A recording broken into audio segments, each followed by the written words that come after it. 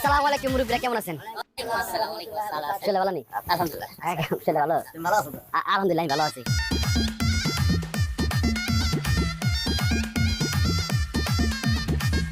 চাচারা, আপনারা আমাকে দোয়া করেন, আমি যেন সারা জীবন আপনাকে সেবা করতে পারি আর এইভাবে চা খাওয়াতে পারি।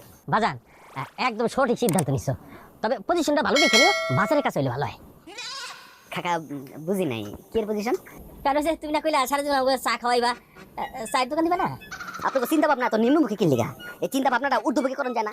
হ্যাঁ, পাশের দেশ বেড়া চা বানাতে বানাতে প্রধানমন্ত্রী হয়েছে। আপনি তো আমার লগে দোয়া করতে পারতেন, কইতে তো পারতেন যে বাজান তোমার লগে দোয়া করে দিলাম, তুমি প্রধানমন্ত্রী নাও, তুমি চেয়ারম্যান নাও, পারতেন না দোয়া করতে? হ্যাঁ, ও তাইলে তুমি চেয়ারম্যানের নির্বাচন করবা? চাচা, আপনি একদম ঠিক ধরছেন।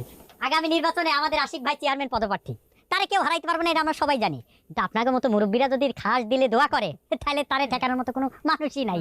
না লাগে লাগে, দোয়াটা লাগে।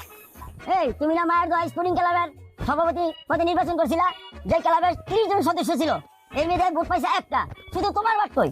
আবার তুমি করবা চেয়ারম্যানের নির্বাচন? কাকা, আপনার চা খাওয়া লাগবে না, হেয়ার বিল দিব।